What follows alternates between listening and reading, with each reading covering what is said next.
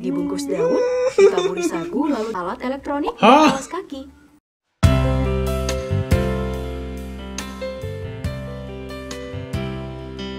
Hello Daily, aku apa? Hari ini aku akan nonton. Oh, jujur aku tidak tahu karena dia hanya kirim aku ini video dan bilang, oh abang teh kamu harus nonton ini video dan aku pikir kamu kaget sekali dan culture shock. Ya, dan banyak orang Indonesia juga tidak tahu tentang ini video. Tapi itu tentang Indonesia. Jadi aku tidak mengerti. Itu tentang Indonesia tapi banyak orang Indonesia tidak tahu. Tapi aku akan kaget. Oke, jadi aku mau nonton ini video dan pertama nonton ini sekarang. Semuanya mau tahunya? Ya jujur aku mau tahu sekali banyak. Jadi semuanya, ayo nonton. Pernah nonton Aquaman? Nah, di Aquaman? Nusantara ada yang disebut orang Bajau atau Bajo, kelompok pengembara laut yang dulunya nomaden, berpindah-pindah dan berumah di atas permukaan laut. Wah, sangat indahnya. Penyebarannya meluas dari Asia Tenggara ke Madagaskar. Saat ini mereka sudah menetap di pesisir, berumah dengan pondasi batu laut. Di Indonesia mereka lebih dulu datang daripada suku Bugis dan Manda. Atas side, Hampir di seluruh pesisir Rumah wilayah atas side. Indonesia. Dua di antaranya yang terkenal adalah yang di Gorontalo dan Wakatobi. Selama berabad-abad mengarungi samudera dan menghuni lautan, gak salah jika mereka dijuluki pelaut tertangguh di Nusantara. Selain itu, dunia juga mengenalnya sebagai penyelam terhandal. Media Perancis pernah merekam bagaimana orang Bajo tanpa alat selam bisa menyelam lebih lama dari orang biasa yang menggunakan peralatan. Melissa Lardo, kandidat doktor dari Pusat Geogenetika University of Copenhagen, mempresentasikan hasil penelitiannya di salah satu kampung Bajo di Desa Jayabakti, Luwu Banggai, Sulawesi Tengah. Presentasi tersebut menyebut orang Bajo adalah yang pertama beradaptasi genetik untuk menyelam. Adaptasi ini ia simpulkan setelah mengetahui limpa orang Bajo itu 50% lebih besar daripada orang lainnya. Oh, tapi aku mau ke karena sangat indah. Dari pesisir kita ke pedalaman Kalimantan bertemu dengan orang Dayak, menyebar dari timur ke barat hingga sebagian wilayah Malaysia.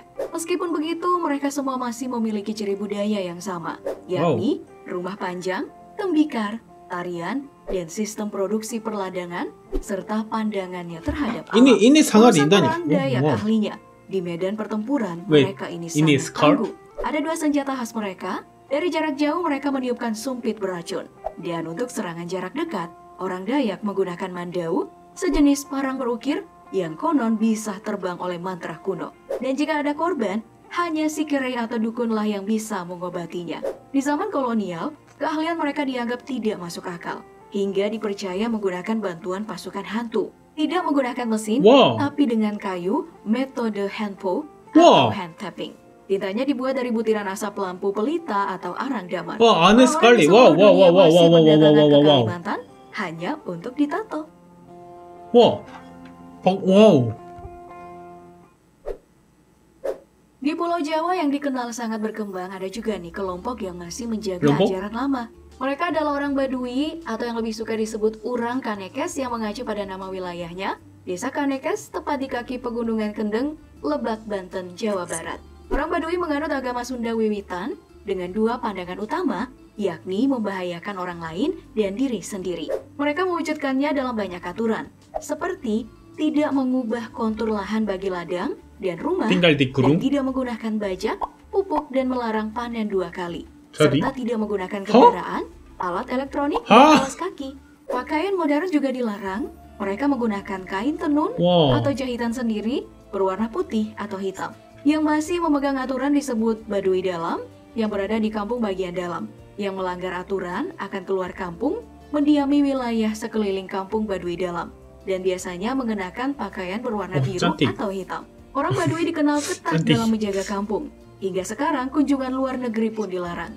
Hanya orang Indonesia yang bisa mengakses kampung mereka. Itu pun hanya bisa mendatangi wilayah Baduy luar dengan aturan yang juga ketat, seperti larangan berfoto di wilayah Baduy Dalam, serta tidak boleh menggunakan sabun dan shampoo di sungai.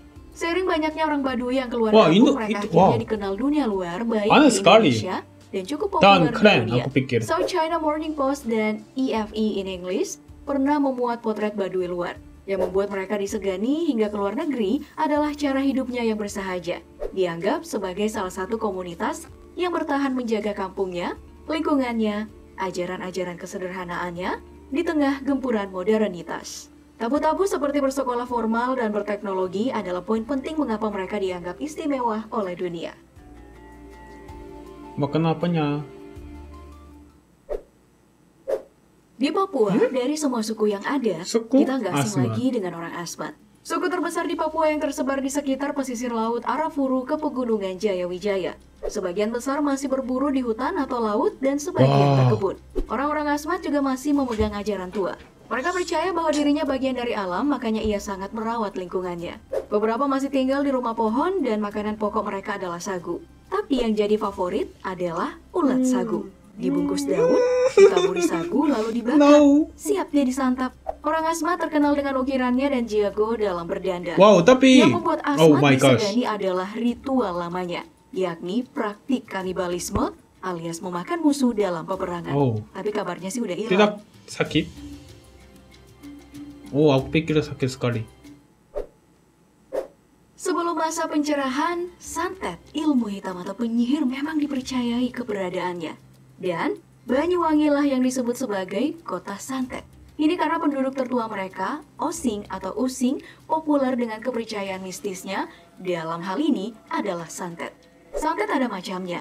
Santet kuning untuk memikat pasangan, santet merah untuk penglaris dagangan, santet hitam untuk mencelakai orang hingga mengambil nyawa, dan santet putih untuk penetral ilmu hitam. Urusan kehidupan orang Osing sudah terbiasa konsultasi kepada orang pintar, tapi tetap saja Oh, ya. santet dianggap berbahaya. Hingga terjadilah aku pikir peristiwa berbahaya. teror Ninja 98. Mengutip Kompas, kejadian ini adalah pembantaian yang dilakukan oleh sekelompok berpakaian seperti ninja menyasar para dukun santet. Namun karena bukan hanya dukun yang jadi korban, lalu mengutip Tirto, pelaku menggunakan walkie-talkie dan situasi politik tidak stabil kala itu, maka motifnya masih jadi misteri. Walaupun mereka disegani karena wacana yang beredar, namun Oh. cara hidup mereka pantas untuk dikagumi. Gimana menurut kamu? Kok gengs? Ada yang dari Kalimantan nggak? Atau Banten dan Papua? Hayo komen di bawah sana. Kita cukupkan ulasan kali Ya, ini. Jangan share lupa to my buat like, video share, dan juga. subscribe-nya. Terima kasih dan sampai jumpa. sampai jumpa. 네, 이렇게 영상을 봤는데요. 일단은 인도네시아가 엄청 크잖아요. 그래서 정말 여러 부족들이 살고 있는 것 같아요. 처음에 봤던 곳도 되게 신기했어요. 왜냐면은 바다 위에 집이 있잖아요. 사실 한국에서는 진짜 절대로 볼 수 없는 그런 집이기도 했고, 그래서 좀 많이 신기했어요. 그리고 중간에 보면은 스마트폰, 그리고 뭐 자전거, 뭐 이런 거 아무것도 못 쓰는, 안 쓰는 곳도 있다고 했잖아요. 근데 그걸 보면서 느낀 게 이런 걸 안 쓴 대신에 무언가 만드는 걸 진짜 잘 만드는 것 같아요. 진짜 잘 만드는 것 같아요. 대단하다라는 생각을 했고, 근데 보면서 한 가지 궁금한 게 하나 생겼어요. 이게 사람들이 많은데 문명이랑 좀 떨어져서 살고 있는 거잖아요. 그러면은 인도네시아 정부가 있는데 이 사람들도 정부에 세금을 내는지, 그리고 만약에 이 사람들이 아프면은 병원에 갈까요? 그거 너무 궁금해요.